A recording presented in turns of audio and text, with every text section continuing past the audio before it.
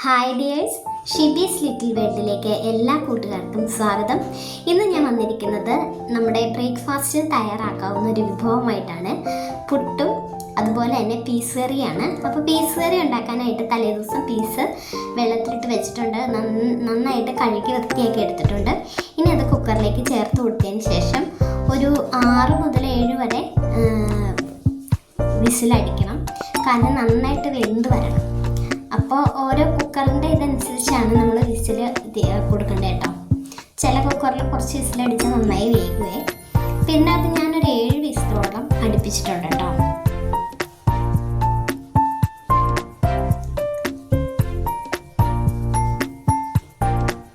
നന്നായിട്ട് അവിടെ ഇരുന്ന് വേകട്ടെ. അപ്പം നമ്മളത് വെന്ത് വാങ്ങിയിട്ടുണ്ട്. ഇപ്പം നമ്മളിതിനകത്ത് വെറുതെ വെള്ളം ഒഴിച്ച് വേവിക്കുക മാത്രമേ ചെയ്തിട്ടുള്ളൂ, ഒന്നും വേറെ ചേർത്തിട്ടില്ല.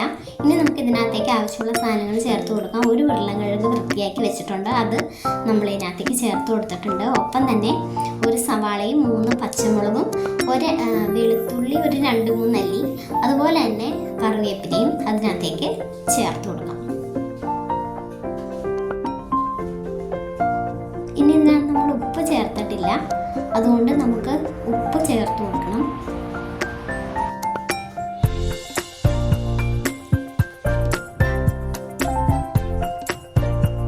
ഇനി നമുക്ക് കുറച്ച് മഞ്ഞൾപ്പൊടിയും കൂടെ ചേർത്ത് കൊടുക്കണം.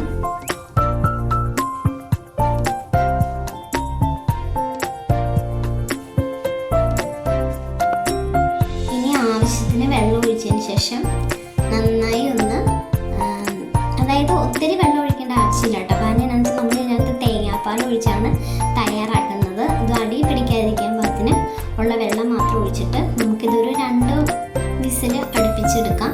അപ്പോഴത്തേക്ക് ഇത് നന്നായി വേകും.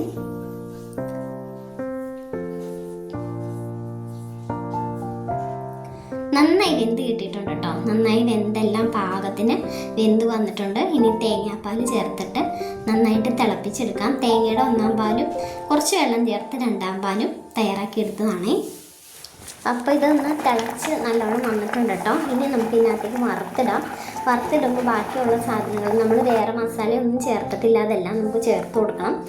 അപ്പോൾ അതിനായിട്ട് ഒരു കടായി വെച്ചിട്ടുണ്ട്. ഇത് ട്രൈപ്ലൈയുടെ കടായിയാണ്.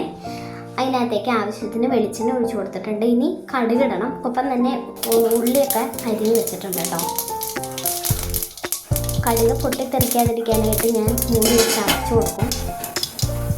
കടുക് പൊട്ടിയിട്ടുണ്ട്. ഇനി ഉള്ളി എല്ലാം ഇട്ട് ഒന്ന് വഴറ്റിയെടുക്കണം. നന്നായിട്ട് മുരിഞ്ഞ് വരണം.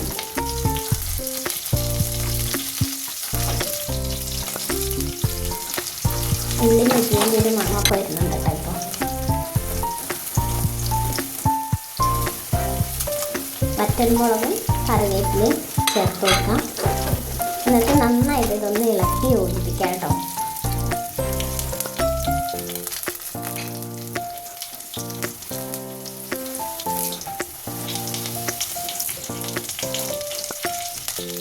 ഇതെന്നെ കിടന്ന് നന്നായിട്ട് മൂത്ത് വരണം. അതിനുശേഷം ബാക്കിയുള്ള മസാലയ്ക്ക് വേണ്ട കാര്യങ്ങൾ ചേർത്ത് കൊടുക്കാം. ഒരല്പം മഞ്ഞൾപ്പൊടി മാത്രമാണ് വേവിച്ചപ്പോൾ ഇട്ട് കൊടുത്തോളൂ. ഇപ്പോൾ മുളക് പൊടി ഇട്ട് കൊടുത്തിട്ടുണ്ട്. ഞാൻ 1 സ്പൂൺ മുളക് പൊടിയാണ് ഇട്ട് കൊടുത്തത്. മല്ലിപ്പൊടി ചേർത്ത് കൊടുത്തിട്ടുണ്ട്. ഒരു 1.5 ടീസ്പൂൺ മല്ലിപ്പൊടി ചേർത്ത് കൊടുത്തിട്ടുണ്ട്. അതുപോലെ തന്നെ അല്പം മഞ്ഞൾപ്പൊടിയോടെ ചേർത്തു. പിന്നെ ഗരം മസാലയും 3/4 ടീസ്പൂൺ ഗരം മസാലയും ചേർത്ത് കൊടുത്തിട്ടുണ്ട്. ഇനി നന്നായിട്ട് ഒന്നുകൂടെ ഒന്ന് ഇളക്കി യോജിപ്പിക്കുകയാണ്. ഇനി നമ്മുടെ കറി അതിനകത്തേക്ക് ഒഴിച്ചു നന്നായിട്ട് ഇളക്കി യോജിപ്പിച്ചെടുക്കാം. കറി റെഡിയായി, പീസ് കറി റെഡിയായി. നല്ല രുചിയുള്ള പീസ് കറിയാണ് കേട്ടോ ഇത്. അടിപൊളിയാണ്.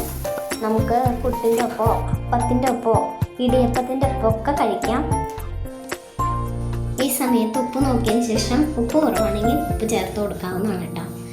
ആവശ്യത്തിന് ഉപ്പൊക്കെ ചേർത്ത് കൊടുത്തിട്ടുണ്ട്. അങ്ങനെ നമ്മുടെ കറി റെഡി ആയിട്ടുണ്ട് കേട്ടോ. ഇനി നമ്മൾ പുട്ടാണ് കേട്ടോ തയ്യാറാക്കുന്നത്. അപ്പോൾ പുട്ടിനായിട്ട് പൊടിയൊക്കെ നനച്ച് റെഡിയാക്കി വെച്ചിട്ടുണ്ട്. തേങ്ങയൊക്കെ റെഡിയാക്കി വെച്ചിട്ടുണ്ട്.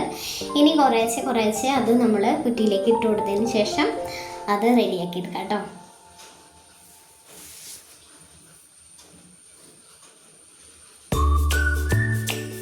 പുട്ട് നന്നായിട്ട് ആവി കയറിയിട്ടുണ്ട്.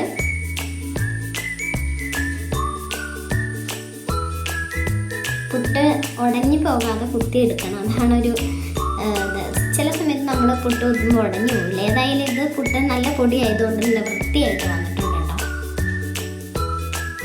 അങ്ങനെ നമ്മുടെ ബ്രേക്ക്ഫാസ്റ്റിനുള്ള പുട്ടും കറിയും റെഡി ആയിട്ടുണ്ട്. നല്ല ഒരു ബ്രേക്ക്ഫാസ്റ്റാണ് കേട്ടോ ഇത്. പെട്ടെന്ന് തയ്യാറാക്കാവുന്ന ഒരു ബ്രേക്ക്ഫാസ്റ്റാണ്. നിങ്ങൾക്ക് ഇഷ്ടപ്പെട്ടു എന്ന് വിചാരിക്കുന്ന ഒരു റെസിപ്പി. അപ്പോൾ എൻ്റെ വീഡിയോ നിങ്ങൾക്ക് ഇഷ്ടമായാൽ തീർച്ചയായിട്ടും ലൈക്ക് ചെയ്യണേ, കമൻറ്റ് ചെയ്യണേ. അതുപോലെ തന്നെ നിങ്ങൾ ആദ്യമായിട്ടാണ് വീഡിയോ കാണുന്നതെങ്കിൽ സബ്സ്ക്രൈബ് ചെയ്യാൻ മറക്കരുതേ. അപ്പോൾ അടുത്തൊരു പുതിയ വീഡിയോയുമായിട്ട് ഞാൻ ഉടനെ വരുന്നതായിരിക്കും. എല്ലാ കൂട്ടുകാർക്കും നന്ദി.